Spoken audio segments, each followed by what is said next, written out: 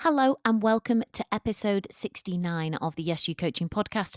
I'm your host and confidence coach, Anna Manning. And today we're going to be talking about taking things personally.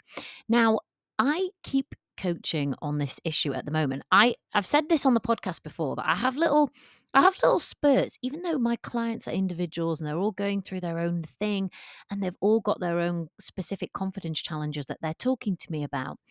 Sometimes we have a little spate of the same issue that's cropping up for people, that's getting in the way of their confidence or that's eroding their confidence, that's making things really hard for them. And one of the issues that's cropped up at the moment is around taking things personally. And I've had my own experience with this, and I'm also going to share a client example today of a wonderful client who I'm still working with, um, who has also had this challenge of taking things personally. So I know that even if you're someone who does take things personally at work or who tends to, and if you know that this is something that could be tricky for you, if it could be getting in the way of your confidence, if it could be making you feel bad that you're taking things personally, then this episode is perfect for you. So I don't think we can get away from the fact that some things are personal. Sometimes there may be something at work which is said to you or which is communicated to you, which actually is really personal and in some way goes to, you know, insult you or to put you down. And maybe that's how that is intended. And that's not really what I'm talking about today. So, some things we take personally because they really are meant personally. I hope that you don't experience that at work, but you might or you might have done in the past. Today, I'm talking more about taking things personally that perhaps aren't so personal, but what we know is that when we take something personally, when we feel something personally, we can feel it like a criticism. And we know that criticism hurts everybody. I was looking at a 2016 research study. I'll link it just in case anyone else likes to go down research rabbit holes like I do. And they were looking at people's neural response to approving and disapproving evaluative comments, evaluative feedback. And what they saw was that basically criticism hurts everybody. Well, everybody who they studied.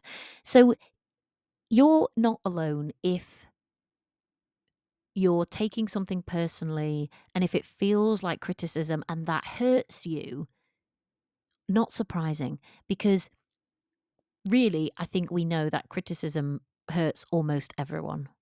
It certainly hurts me. And I've never got to a place, and to be honest, I don't think I want to get to a place where I'm seeking to avoid any feedback or anyone making any comment about anything because criticism hurts. What I want to be able to do is know when something hurts because it's personal, and then know when something hurts because I'm taking it personally, even if it's not, in fact, personal. So my example, and this was the most extreme example when I thought about it that I could pull up from my career, was I was doing a big piece of work and I was kind of project leading that piece of work, and it involved the whole organization. And I had to speak with senior people. I had to do a lot of that throughout the project. And one day, one of those particular senior people commented that they thought that the project or the piece of work that we were going to come out with was going to be a train wreck. That's a direct quote, train wreck. As you can imagine, that kind of stuck with me. And that was not the most resilient time in my life anyway, but I cried when I got off that call. I took that comment personally.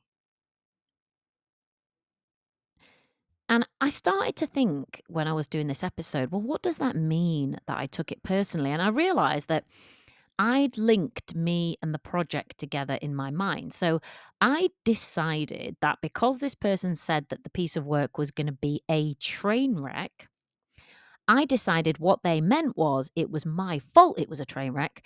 And then my mind went down the track of all the things that I hadn't done well, that I wasn't planning well enough, that this problem was my fault, that problem was my fault. Now, the person who said it might have meant for me to take it personally, or they might not, but I did take it personally. And when I reflect back on what happened because I took that comment personally, I reflect that I lost my confidence for a little while dealing with that project and with that particular person. But thankfully, I realized what was happening, and I decided to get some help. And I reached out. I'd had another conversation with this individual, and I realized that I'd been behaving really defensively with this individual, not acting, not being my normal self at all, because so hurt was I by this comment that I'd taken very personally, that I was kind of on the defensive and I was looking out for any other side of criticism, even though, there really was nothing there, at least in that particular encounter. So I reached out to this colleague who actually is also a coach, and she is an all round wise woman. And I said, "Oh, have you got 15 minutes to just talk me through something? Because I think I'm setting myself up for a bit of an issue here. Something got said, I've taken it really personally, and I'm struggling." And she did have 15 minutes for me, and it worked. She kind of just asked me a few questions. She just like coached me through it. It it worked wonders. I was able to step back and like with her being honest, I was able to kind of move past it and carry on with that project. And I was able to get back on track. And yes, that piece of work got delivered and it was great. But what happens when we take something personally? I wanted to deconstruct that and really notice, like, when we take a comment like that personally, like my example, what happens? So there were three things that I pulled out that I think are happening. And the first is that we make a mental leap from this person said something to they said something about me, right? So look at the mental leap I made from the project could be a train wreck to I am a train wreck and I am responsible for this particular train wreck. I made a mental leap from they're saying something about this piece of work to they're saying something personally about me. And then number two, what happens when we take something personally is we make up what the person meant by saying such a thing.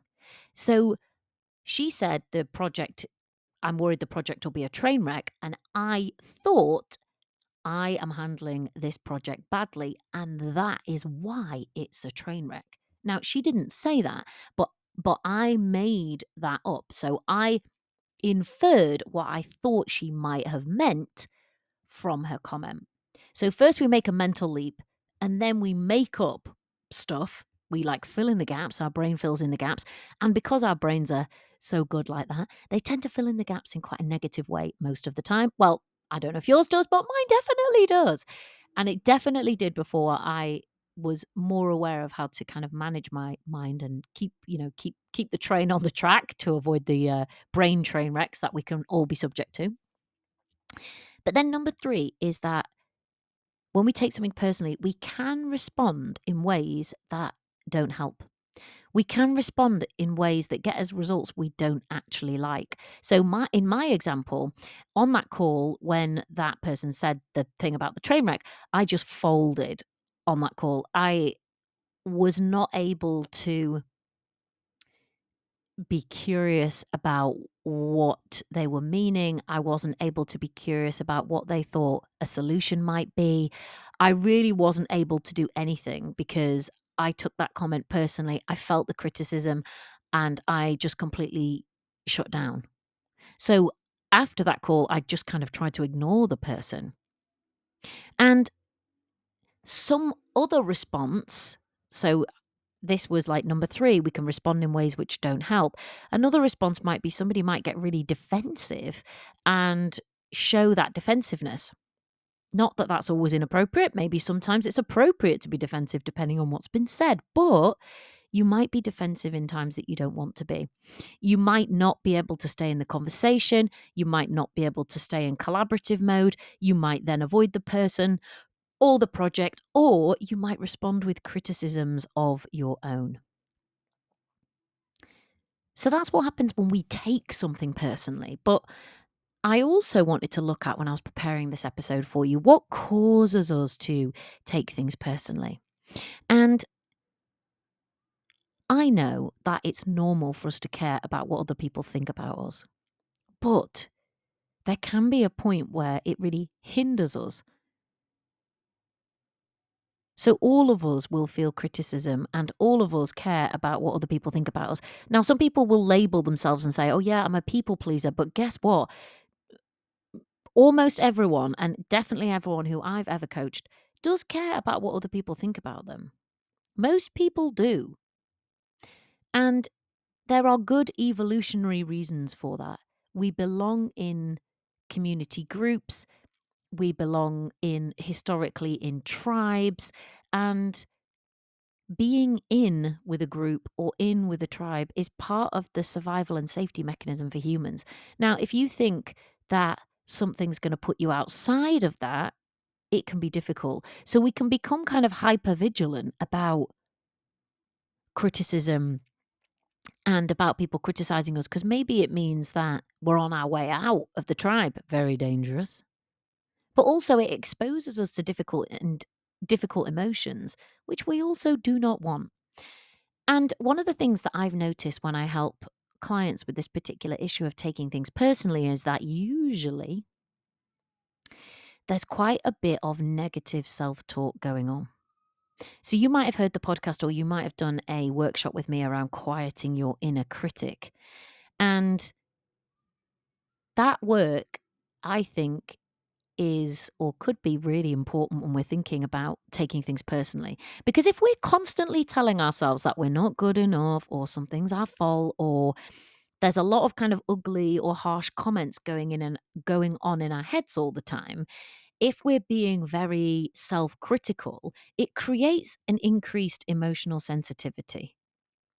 And it's easy to see why. So let's say you work in a really critical environment, in a team that's always harsh, critical, everyone's pointing out your faults constantly. You would be sensitive. You would be more sensitive, and you would be more likely to be on high alert. And I think you'd probably be more likely to take things personally because you're sensitive and because you're on high alert. So you might be in an environment on the inside where there's a lot of harsh criticism going on from the boss inside your brain to you. And that might be creating an emotional sensitivity, and it might be playing into taking things personally. Now, there might be other things that have gone on for you. There might be childhood stuff. There might be self-esteem stuff. There could be anxiety disorders or social anxiety. That kind of category of things we're not going to be dealing with here. But those things can increase our sensitivity and could create an environment where we take things more personally. There's also perfectionism to think about. So if you are a perfectionist, and if you identify as a perfectionist, you think I have to be perfect 100% of the time, and I have to get everything perfect 100% of the time.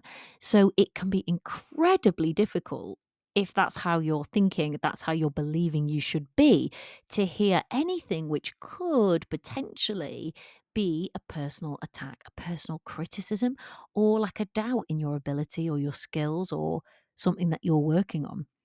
So when you've got this kind of perfectionist environment going on for yourself, anything that could be a criticism has to be viewed as potentially like a personal attack. The other thing that can have an impact, I think, is like fatigue or stress. So if you're not in the best mood one day or one week or a month, if maybe there's something else going on in your life, you may be more prone to misinterpreting someone's comments. You may be more prone to taking something personally. And I also know for myself and for a lot of the clients that I've worked with, for women who have a cycle, your cycle or any other hormonal issues, even if you haven't got a cycle anymore, you may be more sensitive around certain times in your cycle, or if you're experiencing certain hormonal issues. I know in the days leading up to my period, I'm certainly more sensitive. And I think I'm also more likely to take things personally. So all of those things can play a part. All of those things can make us more likely to take something more personally. But before we move on to, so what can you actually do about it? How can you actually address this issue? If this is an issue for you and you think, yep, do you know what? There's loads of stuff that I'm taking way too personally and it's causing me a problem. What can I do? We're going to get onto that in a minute. But before that, I want to share another example, which that client who I mentioned at the beginning, who I'm still working with, has kindly, anonymously agreed to share with you guys. So I wanted to give you an example of a recent client who's looked at this issue and who has been able to change the way they think about things, and that's helped them. So I asked this client to give me a bit of a summary and say, look, can you give us an example of something you were taking personally and where you're at with it now? And I'm going to read you what she wrote. So she said, I'd conducted an interview for a position where I had employed someone, and after 3 months, it didn't work out. This wasn't the first time this had happened. So when I spoke to my manager, she said, we must get this right next time. And she's put that in quote marks. She says, me being me, I took that as OMG, I need to get this right. The next person that I offered the job to lasted 1 hour in the job, a record even for me. She says, I absolutely panicked because my manager had said, I need to get this right. Her manager had said, we must get this right next time.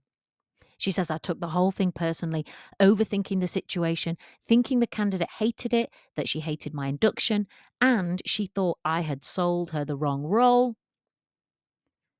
Then she said, I thought I had to explain to my manager that it was all my fault that she had left, and I thought I was going to be put on a disciplinary or worse, sacked, and in the future for being such a rubbish manager. She goes on to say, at the time, I took it very personally, thinking it was all my fault that it had happened, and it made me feel sick to my stomach. I felt low in my confidence. I felt low, and my confidence went out of the window, even if it was only for a few days. It could have destroyed me. In reality, she says, and thankfully, this wasn't the case. She says, I took it far too personally. Firstly, I cannot control what others do or think. I know now that I had done everything I possibly could to welcome this individual to the team and sold them on the correct role. I did learn, though, that when my manager said to me, we need to get this right, it was meant in a general way, not in a threatening way of, I need to get this right. So 2 things I've learned. Firstly, not everything is negative on or about me. Secondly, it made me aware of the words we use to each other and how they can be misinterpreted. Now, that's just one example. I shared one, and there's another example of what can happen when we take something personally. And you can see from that example, and with thanks to that client for sharing it, right, to support all of you guys, that when we routinely take things personally, or when we take something really personally, it has an impact, or it can have an impact on our confidence. Hence the reason why we're talking about it on this podcast, and hence the reason why you might want to do something about it. So I came up with 4 different things that I think you can do to support yourself if you're currently taking things too personally. And the first one is mind your levels of self-criticism. So I said earlier that if we're creating a self-critical environment that we then work on the inside, we're more likely to be more sensitive, and I think possibly more likely to take things personally because we're being subjected to so much criticism. So one of the great things that you can do is quiet that inner critic. Work out how you want to speak to yourself at work, how you need to speak to yourself in order to be at your most confident and your most effective, and then move towards that. And I'm going to link here to the high and low confidence cycles. I will put a link in the show notes so that you can click into those and take a look. If you haven't heard of them before, those high and low confidence cycles are the basis on which I help people to grow their professional confidence. So I analyzed hundreds of coaching calls and I saw the specific patterns and the habits and the behaviors that were present and that were underpinning low confidence. And I put those on a low confidence cycle. And then I flipped that and I saw the habits, patterns, and behaviors that were underpinning high confidence in the workplace. And I put those on a high confidence cycle. And guess what? Self-criticism and negative self-talk are in the low confidence cycle. And no surprise, right? So that's the first one. Mind your levels of self-criticism. And then number 2 is find a way to just kind of coach yourself around it. So you might not know how to do this formally, but I bet you would know how to do it if you were chatting with somebody else. So really all you need to do to coach yourself around it is just notice when you're doing it and then find a way of stepping back and of examining it.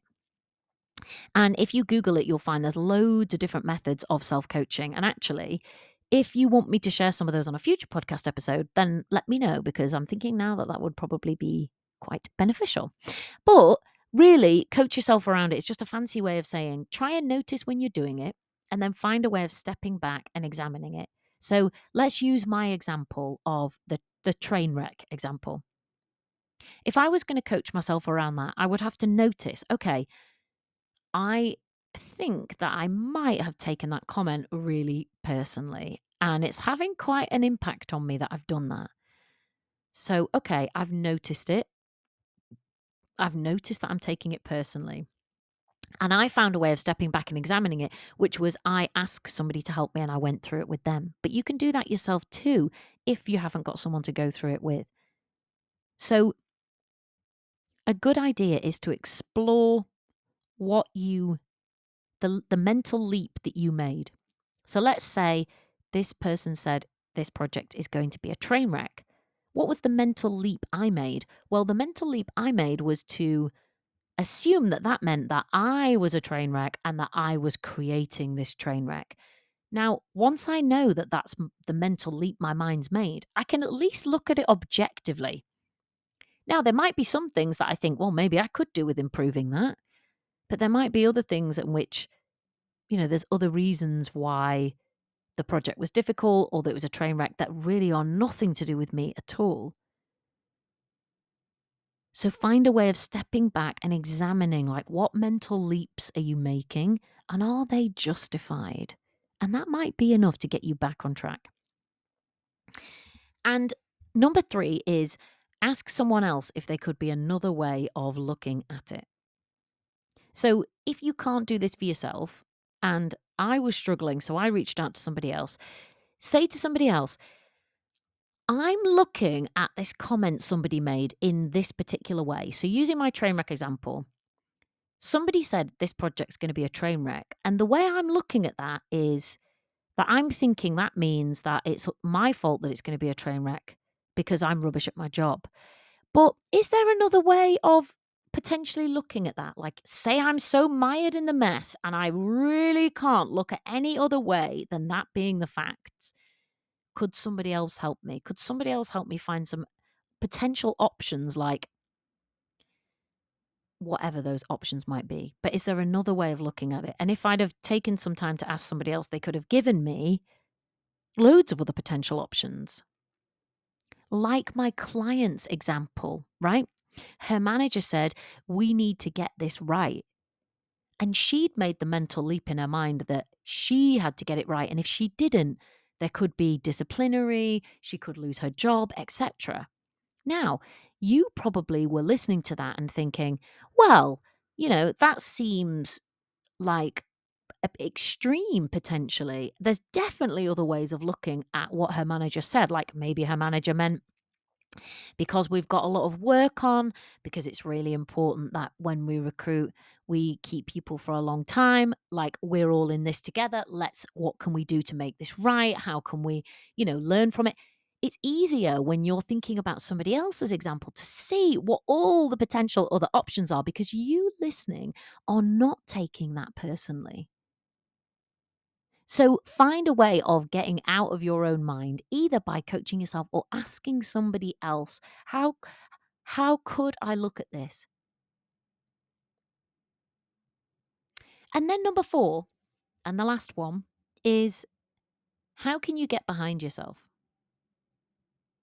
So what I mean by this is when we're taking things personally and when we're jumping to conclusions like I was about what it meant and how terrible it was and how everything was going to end up, I was not behind myself at all. I was a very long way from being behind myself. I was beating myself up. I was doubting my ability. I was doubting my performance. And that wasn't great. Now, let's say there are moments in your working life where there are other people who actually aren't behind you. You still can be behind you. You could still be the one that says, do you know what? Even if they did mean that, I still believe in you. I still think that you can do this. Yeah, maybe we've got some things to work out, but I believe in your ability to do it. Now, who doesn't want a boss like that? Everyone would want a boss like that, that even if someone's made a comment that is personal, or even if it just feels really personal, we all want and need a boss who reminds us of who we are, reminds us of what we can do, and helps us to get back on track. But what if you could install that boss in your own mind? How helpful would that be? And the last tip, which is kind of linked to this, so I didn't call it number 5, but I guess I could do, is resist the temptation to judge yourself or get frustrated with yourself when you do take things personally. So I hear someone say, oh, I just take things so personally and I shouldn't, I should just, be able to toughen up, and like thinking this is a flaw with me and there's something wrong with me and that's why I do this. Well, I'm just going to encourage you, just try not to do that. You are taking things personally right now, just like I was. And that's where you're at. So, okay. You're lovely. And I'm sure that you are doing your best. And no, this isn't an indication that something's terribly wrong with you and that nothing can ever change. And, oh, you have to, berate yourself because you're someone who takes things personally. If anybody was thinking what you were thinking about that comment, they would feel the same as you feel. Okay, so maybe you're a sensitive soul. And maybe that makes it more likely that sometimes you're going to take something personally because you're intuitive or because you're aware or because you're mindful. But my God, do we need people like you in our workplaces? So remember that. And if there's that temptation to judge yourself for this or to get frustrated with yourself, just remember this is not uncommon and you're great. All right. That is all my tips for how to not take things so personally, maybe, or to manage when you are taking things personally. So, if you want to do individual confidence work with me, I'm going to invite you to go to the show notes and book a call to speak to me about it. If you do that on that call, we'll look at your particular confidence challenges, we'll look at where you're at, and we will also look at what I think you need to do, what work I think you need to do in order to grow your professional confidence. And I'll give you the benefit of my expertise and my experience, and I'll talk to you about the habits and the patterns that are probably underpinning your lower confidence. And I'll explain exactly what we need to do to fix them so that you can go from that lower confidence cycle into a higher confidence cycle. Now, if I